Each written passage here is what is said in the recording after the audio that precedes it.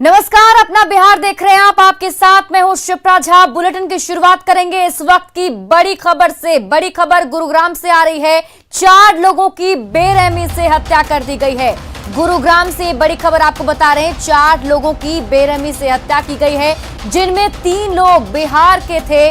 मकान मालिक ने किराएदार से अवैध संबंध के शक में पहले अपनी बहू की हत्या की, फिर किराएदार के रूप में मकान में रह रहे बिहार के पति, पत्नी और उसके एक बच्चे की हत्या कर दी है। हमले में एक बच्चा गंभीर रूप से घायल हो गया है।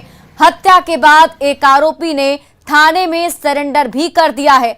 आपको अपनी बहू पर बिहार के किराएदार से अवैध संबंध का शक था, इसी के शक में उसने इस हत्याकांड को अंजाम दिया है। मामला गुरुग्राम के राजेंद्र पार्क थाना क्षेत्र का बताया जा रहा है, जहां पर मकान मालिक ने शक में 4 लोगों की हत्या कर दी है। मकान मालिक को शक था कि उसकी बहू का अवैध संबंध किराएदार के साथ चल रहा है, जिसके बाद सबसे पहले आरोपी ने अपने बहू की गला रेतकर हत्या की। उसके बाद उसने किराएदार के रूप में मकान में रह रहे बिहार के रहने वाले पति, पत्नी और उसके एक बच्चे की हत्या कर दी है। हमले में एक बच्चा जो है वो गंभीर रूप से घायल हो गया है। हत्या के बाद आरोपी ने थाने में सरेंडर कर दिया है, जिसमें बताया है, उसने कबूल भी किया है उसने कि उसने 4 लोगों की हत्या की है। तो ये बड़ी खबर आपको गुरुग्राम से बता रहे हैं। अनैतिक संबंध में मकान मालिक ने किराएदार की हत्या की है। 4 लोगों की हत्या की है मकान मालिक ने।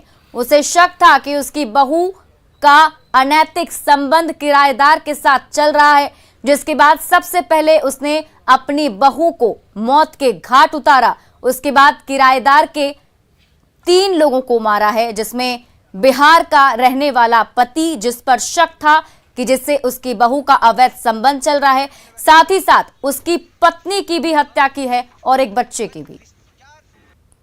गुरुग्राम के राजेंद्र पार्क इलाके में आज एक कैट फौजी ने 4 लोगों की हत्या कर दी, जबकि 5वां जो की बच्ची थी वो घायल है, जिसे कि गुरुग्राम पुलिस ने अस्पताल में भर्ती करवाया है। रिटायर्ड फौजी राय सिंह जो है उसे किराएदार के साथ नाजायज संबंध है और इसी संदेह के चलते उसने न सिर्फ बहू की हत्या की, बल्कि जो किराएदार है वो पत्नी के साथ साथ उसके मासूम बच्चे को भी मौत के घाट उतार दिया। जबकि जो किराएदार का दूसरा जो मासूम बच्ची थी उसकी जान जो है बच गई, वो काफी घायल है। उस पर भी हालांकि कातिलाना हमला किया गया था। फिलहाल उसे गुरुग्राम पुलिस ने अस्पताल में भर्ती कराया है। फिलहाल जो आरोपी है राय सिंह, उसने इस वारदात को अंजाम देने के बाद खुद ही अपने आप को पुलिस के हवाले कर दिया और फिलहाल जो राय सिंह है वो गुरुग्राम पुलिस की गिरफ्त में है और गुरुग्राम पुलिस उससे पूछताछ कर रही है। धर्मवीर शर्मा, न्यूज़ 18, गुरुग्राम। तो खबर आपको गुरुग्राम से बता रहे हैं और ये बड़ी खबर इस लिहाज से कि बिहार के 3 लोगों की वहां पर हत्या की गई है।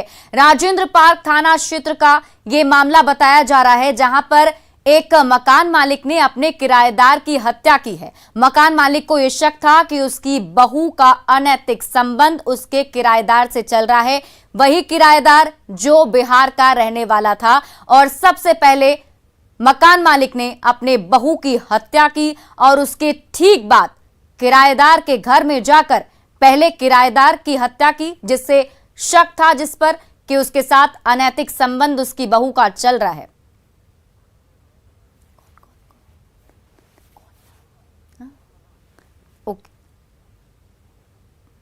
और इस खबर पर अधिक जानकारी के साथ हमारे सहयोगी धर्मवीर हमारे साथ लाइव जुड़े हुए हैं। सीधा उनके पास चलते हैं, ज्यादा अपडेट लेते हैं।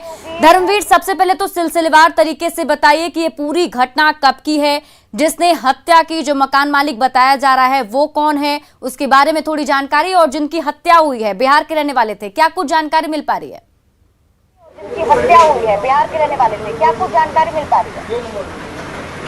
बिल्कुल, देखिए ये कल की वारदात है, जब देर रात करीब बताया जा रहा है कि 3 बजे के आसपास जो है इसी मकान में रहने वाले जो मालिक थे राय सिंह, उन्होंने इस घर के अंदर ही पहली मंजिल पर पहले उन्होंने अपनी जो पुत्र वधू है उसकी हत्या की थी और उसके बाद उन्होंने एक तरह से जो दूसरी मंजिल पर जो किराएदार रहते थे, कृष्ण तिवारी का परिवार था जो कि बिहार के सिवान के रहने वाले थे, उनकी हत्या की। और ठीक बाद उसकी जो पत्नी थी अनामिका, उसकी हत्या की और साथ ही जो उसके 2 मासूम जो बच्ची थी उनके ऊपर भी रायसिंह ने जो है एक तरह से वार किए, काफी वार जो इसमें किए गए थे। कुल इन 4 हत्याओं की अगर हम बात करें तो 62 बार एक तरह से वार किया गया था, जिसमें कि सबसे ज्यादा 22 बार जो है वार जो है वो अनामिका के ऊपर किया गया था, जिससे कि अनामिका की भी मौके पर ही मौत हो गई थी। ये चारों जो लोग हैं इनकी मौके पर ही मौत हुई थी, लेकिन एक बच्ची जो है वो उसकी जान बच गई थी, जिसके बाद की गुरुग्राम पुलिस ने उस बच्ची को पहले गुरुग्राम के एक निजी अस्पताल में भर्ती कराया और फिलहाल उसे सफदरजंग जो दिल्ली है वहां रेफर किया गया है, वहां उसका इलाज चल रहा है। खुद जो रायसिंह जो है उसने इस पूरी हत्याकांड को अंजाम देने के बाद कल सुबह करीब 6 बजे के आसपास जो है वो नजदीक ही जो राजेंद्र पार्क का जो थाना पड़ता है उस थाने में पहुंचे और हथियार के साथ पहुंचे और वहां जाकर उन्होंने बताया कि उन्होंने 5 लोगों को मौत के घाट उतार दिया है। धर्मवीर, यहाँ पर एक चीज और जानना चाहेंगे कि जिस तरीके से बताया जा रहा है कि मकान मालिक ने हत्या की वारदात को अंजाम देने के बाद खुद सरेंडर कर दिया, लेकिन हैरत वाली बात यह है कि शक जो था वो अवैध संबंध का था और सिर्फ किराएदार पर था, यानी कि जो पति था उस पर था। फिर पत्नी की भी हत्या करना, बच्चे की भी हत्या करना, इसके पीछे की कुछ वजह साफ हो पाई है? पुलिस से कुछ जानकारी मिल पा रही है आपको?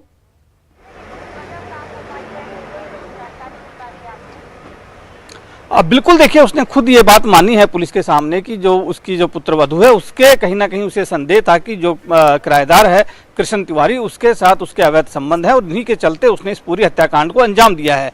वो एक तरह से अगर हम बात देखें तो वो पूरी तरह से एक तरह से आग बबूला था, एक तरह से रायसिंह वो सभी को मारना चाहता था। शायद यही वजह है कि उसने अपनी भी पुत्रवधू की पहले हत्या की और उसके बाद उसने ना सिर्फ किराएदार को मारा बल्कि उसकी पत्नी और उसके बच्चों को भी मार दिया। जो उसने एक तरह से जब उससे बातचीत की है पुलिस ने तो उसने ये बयान अपने तरफ से दिया है कि उसने जब कृष्ण की हत्या की तो उसके बाद जो है उसकी पत्नी जब बीच बचाव में आई तो उसको मारा गया, लेकिन बच्चियों को मारने के पीछे उसने ये दलील दी है कि उसे लगा कि जब माता पिता ही नहीं बचेंगे तो इन 2 बच्चियों का क्या होगा। इसी के चलते उसने उन दोनों बच्चियों के ऊपर भी एक तरह से यहाँ पर ध्यान देने वाली बात ये भी है कि ये भी बताया जा रहा है कि जो बुजुर्ग हैं वो 65 वर्ष के हैं, तो सवाल ये भी उठता है क्या कि 65 वर्ष का बुजुर्ग इतनी बड़ी वारदात को अंजाम दे सकता है? 4 लोगों की हत्या।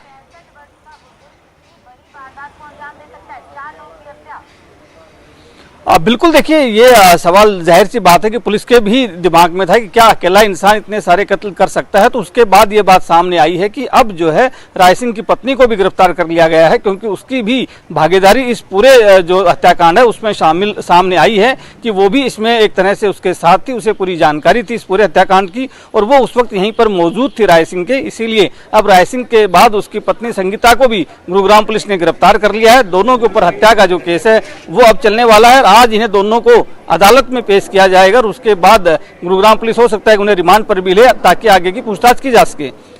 हालांकि जो पीड़ित परिवार है वो लगातार ये बात कह रहा है कि दोनों लोग नहीं हो सकते 4 लोगों की हत्या में, हो सकता है कि इसमें उनके किसी और जानकार या उनके बेटे की भी कोई भूमिका हो सकती है, तो उसकी जांच की जानी चाहिए। इसीलिए पीड़ित परिवार जो है वो लगातार पुलिस के आला अधिकारियों से मिल भी रहा है और इस बात को लेकर कह भी रहा है कि इसकी निष्पक्ष जाँच होनी चाहिए कि क्या उनके बेटे की इसमें कोई भूमिका थी या नहीं थी, या फिर कोई और रायसिंह के साथ इस पूरे हत्याकांड में शामिल तो नहीं था। जी, बहुत बहुत शुक्रिया धर्मवीर तमाम जानकारी के लिए। तो बड़ी खबर आपको गुरुग्राम से बता रहे थे। देखिए वहां पर 4 लोगों की हत्या की गई है। अब बढ़ते हैं आगे। पटना में आज क्राइसिस मैनेजमेंट की अहम बैठक होगी। बैठक में अनलॉक 6 की तैयारियों पर चर्चा होगी। सीएम आवास के बाहर से देखिए संवाददाता आनंद अमृतराज की एक खास रिपोर्ट। कोरोना के 3rd वेव की आशंका के बीच बिहार सरकार अनलॉक 6 की 26 अगस्त को इसकी मियाद खत्म हो रही है और आज क्राइसिस मैनेजमेंट ग्रुप की महत्वपूर्ण बैठक होने वाली है और इस बैठक में ये तय हो जाएगा कि मैं क्या कुछ ढिलाई देनी है या फिर क्या कुछ कड़ाई करनी है। लेकिन जिस तरीके से हाल के दिनों में कोरोना संक्रमण का मामला काफ़ी कम हुआ है उसके बाद उम्मीद जाहिर की जा रही है कि कई सारी और रियायतें मिल सकती है। उसके पहले स्वास्थ्य विभाग भी पूरी तरीके से अलर्ट मोड में है और खासकर इस बार जो आशंका जाहिर की जा रही है कि बच्चों पे इसका असर पड़ सकता है, इसको लेकर पीकू अस्पताल से लेकर ऑक्सीजन तमाम तरह की तैयारियां लगभग पूरी कर दी गई है और स्वास्थ्य विभाग को पूरी तरीके से अलर्ट मोड में रखा गया है। तो जाहिर सी बात है आज मुख्यमंत्री नीतीश कुमार वरीय अधिकारियों के साथ क्राइसिस मैनेजमेंट ग्रुप की बैठक कर सकते हैं और उस बैठक में अनलॉक 6 को लेकर तैयारी की जा सकती है। और सबसे महत्वपूर्ण बात नजरें इस बात पर लेकर टिकी हुई है कि धार्मिक स्थल को बंद किया गया है और धार्मिक स्थल को लेकर क्या कुछ फैसला होने वाला है ये सबसे महत्वपूर्ण है। साथ ही कई सारे और भी महत्वपूर्ण फैसले लिए जा सकते हैं क्योंकि पंचायत चुनाव की भी घोषणा हो चुकी है और उसमें भी बड़ी संख्या में लोग निकल सकते हैं घर से बाहर, या फिर कई सारी एक्टिविटी होती है। तो इस बीच में ये उम्मीद जाहिर की जा रही है कि अनलॉक 6 में कई और रियायत दी जा सकती है। लेकिन सबसे महत्वपूर्ण नजर टिकी हुई है धार्मिक स्थलों को लेकर कि बिहार सरकार धार्मिक स्थलों को लेकर अनलॉक 6 में क्या कुछ फैसला करती है। तो नजर टिकी हुई है क्राइसिस मैनेजमेंट ग्रुप की बैठक पर कि उस बैठक में अनलॉक 6 को लेकर क्या कुछ फैसला होता है। कैमरामैन दीपक के साथ आनंद अमृतराज, न्यूज 18 नेटवर्क, पटना। जेडीयू के प्रदेश अध्यक्ष उमेश कुशवाहा ने साफ कर दिया है कि जेडीयू और बीजेपी के संबंध बेहद मजबूत हैं और इसमें कहीं से कोई खटास नहीं है। उन्होंने विधायक गोपाल मंडल के उस बयान पर आपत्ति जताई है जिसमें उन्होंने डिप्टी सीएम तारकिशोर प्रसाद के खिलाफ बयान दिया है। उन्होंने कहा कि गोपाल मंडल से स्पष्टीकरण मांगा गया है और जवाब संतोषजनक नहीं होने पर कार्रवाई के भी संकेत दिए हैं। देखिए संवाददाता आनंद अमृतराज की रिपोर्ट। जातिगत जनगणना की मांग को लेकर प्रधानमंत्री से बिहार का एक सर्वदलीय टीम जाके मुलाकात करता है और मुलाकात के बाद नीतीश कुमार और नेता प्रतिपक्ष तेजस्वी यादव का जो बॉडी लैंग्वेज दिखा, उसके बाद कई तरह के सवाल खड़े हो रहे हैं। हमारे साथ जेडीयू के प्रदेश अध्यक्ष उमेश कुशवाहा हैं। सर, एनडीए में सब कुछ ऑल इज वेल है ना? बिल्कुल, एनडीए में ऑल इज वेल, सभी एकजुट एक साथ माननीय मुख्यमंत्री नीतीश कुमार जी में एनडीए पूरे मजबूती के साथ एनडीए चल रहा है और कहीं इसमें लिखनी परंतु नहीं है। सब लोग एकजुट एक साथ चल रहे हैं। लेकिन पीएमओ से जब बाहर निकल रहे थे नीतीश कुमार और नेता प्रतिपक्ष, तो उनका जो बॉडी लैंग्वेज था बहुत कुछ इशारा कर रहा था, बहुत काफी अच्छे मूड में लग रहे थे दोनों। देखिए, वो तो आप जानते हैं कि हम लोग का पुराना मांग है, जातीय जनगणना जो है वो पुराना मांग है ना। पुराना मांग को लेकर यहाँ सर्वसम्मत से जो है यहाँ तय करके पहले भी प्रस्ताव भेजा गया है भारत सरकार को। तो उस मुद्दे पर लोग गए हैं मिलने के लिए, एक वैचारिक संबंध सब लोग स्थापित करके यहाँ से बिहार के मुद्दे पर मिलने गए हैं। लेकिन और चलिए अब आपको सीधे लिए चलते हैं मुख्यमंत्री के कार्यक्रम में, जहां पर वो आज बिहार को बड़ी सौगात देने वाले हैं। जो बिहिया से कार्यक्रम में भाग ले रहे हैं, आदरणीय श्री सुदामा प्रसाद जी जो बिहिया में कार्यक्रम में भाग ले रहे हैं, मुख्य सचिव महोदय, विकास आयुक्त महोदय, माननीय मुख्यमंत्री के प्रधान सचिव श्री दीपक कुमार जी, श्री चंचल कुमार जी, श्री पंकज कुमार, प्रबंध निदेशक बिहार राज्य पथ विकास निगम, जिला पदाधिकारी भोजपुर, भागलपुर, बांका एवं मधेपुरा, पथ निर्माण विभाग की ओर से आज के राज्य उच्च पथों के उद्घाटन कार्यक्रम के अवसर पर मैं आप सभी का हार्दिक स्वागत करता हूं। सर, आज का यह कार्यक्रम मूल रूप से 4 राज्य उच्च पथ जिनकी कुल लंबाई 130 किलोमीटर है उसके उद्घाटन का कार्यक्रम है। इसमें सर 1121 करोड़ रुपए की लागत से इन चारों राज्य उच्च पथों को 10 मीटर चौड़ाई का बनाया गया है। सर, आपकी यह दिशा निर्देश है विभाग को कि जितने भी राज्य उच्च पथ है राज्य में, उन सबको कम से कम 7 मीटर चौड़ा बनाया जाए। सर, राज्य में 3713 किलोमीटर लंबे राज्य उच्च पथ है, जिनमें से 80% लंबाई 2980 किलोमीटर को सर अब तक 7 मीटर या 7 मीटर से अधिक चौड़ाई का बनाया जा चुका है। लगभग 17% लंबाई जो 627 किलोमीटर है सर, उसमें निर्माण कार्य जारी है और मात्र 116 किलोमीटर ही लंबाई बची है जो 7 मीटर से कम की है। उसको भी सर जल्दी ही स्वीकृति प्राप्त करके 7 मीटर के अनुरूप विकसित करने की योजना ले ली जाएगी सर। इस क्रम में राज्य सरकार द्वारा 2009 से लगातार एशियन डेवलपमेंट बैंक से ऋण लिया जा रहा है। अब तक सर 11,000 करोड़ रुपए का ऋण राज्य सरकार ने राज्य उच्च पथों के विकास के लिए लिया है सर, जिसमें से 8,517 करोड़ हम लोग ले चुके हैं और 2,435 करोड़ की स्वीकृति हो गई है, जो अगले 2-3 वर्षों के अंतर्गत ड्रॉ हो जाएगा सर। सर, आपने यह निर्देश दिया है विभाग को कि समयबद्ध कार्यान्वयन पर जोर दिया जाए सर। आज सर ये संतोष का विषय है कि जो तीनों राज्य उच्च पथ हैं सर, इनका निर्माण कार्य जो मूल निर्माण अवधि थी 27 महीने की, उसके अंतर्गत पूर्ण किया है सर। इन तीनों परियोजनाओं में एक भी दिन का विलंब नहीं हुआ है। इससे सर ये विदित है सर कि बिहार राज्य पथ विकास निगम ने आपके निर्देश के आलोक में जो समयबद्धता है उसको पालन करने के लिए तत्परता बरती है और आगे भी इस तरह की तत्परता हर परियोजना में बरतने को हम लोग सुनिश्चित करेंगे सर। समयबद्ध कार्यान्वयन के साथ आपने गुणवत्ता सुनिश्चित करने और रखरखाव के लिए विभाग को निर्देश दिया है सर, वो हमारे मार्गदर्शी सिद्धांत है। संपूर्ण विभाग उस दिशा में सर काम कर रहा है सर। आपने समय समय पर यह भी निर्देश दिया है कि कई बृहद जिला पथ ऐसे हैं जिसमें यातायात का घनत्व बहुत बढ़ गया है, तो उनको भी चिन्हित करके आने वाले समय में चौड़ीकरण के लिए योजनाएं बनाई जानी चाहिए। हम लोग सर उस पर काम कर रहे हैं और योजना बनाकर सर के समक्ष उसकी प्रस्तुति की जाएगी। मैं आज के इस कार्यक्रम में आप सभी का विभाग की ओर से पुनः हार्दिक स्वागत करते हुए आप सभी ने भाग लिया, इसके लिए धन्यवाद देते हुए अपनी बात पूर्ण करता हूँ। जय Hind.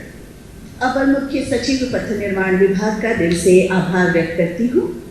Bihar state road development corporation limited ने परियोजना से संबंधित एक फिल्म का निर्माण किया है। आइए उस वेबचित्र की प्रस्तुति अब आपके समक्ष की जाएगी।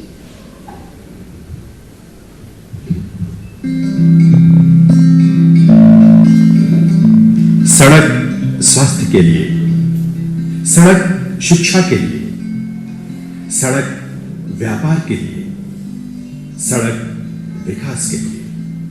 बेहतर सड़कों की सघनता और आधुनिकता किसी भी देश या प्रदेश के विकास की एक महत्वपूर्ण कड़ी होती है। बिहार के दूरदृष्टा मुख्यमंत्री माननीय श्री नीतीश कुमार को यह विश्वास था कि प्रदेश के चौमुखी विकास के लिए राज्य में बेहतर सड़कों का एक विस्तृत नेटवर्क तैयार करना होगा और इस उद्देश्य की पूर्ति के लिए 20 अप्रैल 2009 को Bihar state road development corporation limited यानी BSRDCL की नींव रखी गई। माननीय मुख्यमंत्री जी का जो सपना है कि बिहार के किसी कोने से 5 घंटे में कैसे हम पटना पहुंचे, उस ओर BSRDC ने भी सशक्त प्रयास किया है। बिहिया जगदीशपुर पिरो बिहटा सड़क परियोजना यानी SH 102 के निर्माण से आज बिहिया से बिहटा के लोग जुड़ चुके हैं। SH 102 बिहिया में NH 84 से प्रारंभ होता है और जगदीशपुर पिरो होते हुए बिहटा के पास SH 81 पर समाप्त होता है। 54.52 किलोमीटर लंबे इस रोड के बनने से इस क्षेत्र के लोगों के लिए न केवल आरा मुख्यालय आने में लगने वाला समय काफी कम हो गया है, बल्कि इससे ग्रामीणों के जीवन में निरंतर सुधार हो रहा है। कहूँ जाएंगे तो हमनी के कचरा में फंस जाएंगे, रोड रहे जहाँ तहाँ टूटल, रोड सब बन गई, हमनी के बहुत खुशी हो गई। अब अपन बाल बच्चा बच्ची लोग है, हमनी के बच्ची गई लोग पढ़े जाता है लोग, तब अब निक से जाता है लोग।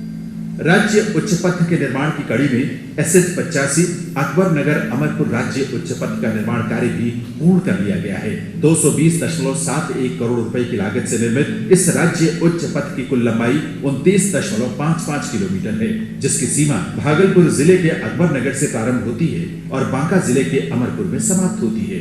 इतना बढ़िया रोड बनने से हम लोग का इलाके का किसानों का बहुत जीर्णोद्धार हो गया है, जो कि हम लोग कभी सपना भी ऐसा नहीं सोचे थे सर। इस पथ के निर्माण से भागलपुर और बांका जिलों का सीधा जुड़ाव पश्चिम बंगाल एवं झारखंड राज्य के साथ हो गया है। भागलपुर और बांका जिले के बीच सीधी संपर्कता की कड़ी में SH 84 घोघा पंजवारा राज्य उच्च पथ का निर्माण कार्य पूर्ण हो चुका है। 377 करोड़ रुपए की लागत से 43.35 किलोमीटर लंबा ये राज्य उच्च पथ भागलपुर के घोघा से प्रारंभ होता है और बांका जिले के पंजवारा में समाप्त होता है। शाहपुर से पंजवारा आते तो बहुत प्रॉब्लम होता, रोड खराब था और आने में ऑटो नहीं मिलती थी, जाम लगा हुआ रहता था। अब तो बहुत आसान हो गया, ऑटो भी मिलने लगी, रोड भी अच्छा हो गया, जाने आने में भी सुविधा होने लगी और पढ़ाई के लिए तो बहुत आसान हो गया है। सड़कों के निर्माण के दौरान BSRDCL द्वारा पर्यावरण का भी पूरा ख्याल रखा जाता है। BSRDCL द्वारा सड़क के दोनों किनारे वृक्षारोपण किया जाता है और अलाइनमेंट में आने वाले वृक्षों को भी बचाने का पूरा प्रयास किया जाता है। बहुत से पेड़ आ रहे थे अलाइनमेंट में, तो कुछ अलाइनमेंट को हमने चेंज किया, उससे 500 से 600 पेड़ हमने बचाया है और जो अलाइनमेंट में जो आ रहे थे कुछ पेड़ उसे रीलोकेट किया। राज्य उच्च पथ के निर्माण से स्थानीय लोगों को रोजगार का बेहतर अवसर मिले, उनके जीवन स्तर में सुधार हो, BSRDCL इस विजन के साथ कार्य करता है। इस उद्देश्य की पूर्ति के लिए BSRDCL भविष्य के कुछ महत्वपूर्ण प्रोजेक्ट पर भी कार्य कर रहा है। तो आज बिहार को 4 स्टेट हाईवे की सौगात मिलने वाली है, उस पर भी हमारी नजर रहेगी। फिलहाल वक्त तो चला एक छोटे से ब्रेक का, जल्द लौटते हैं।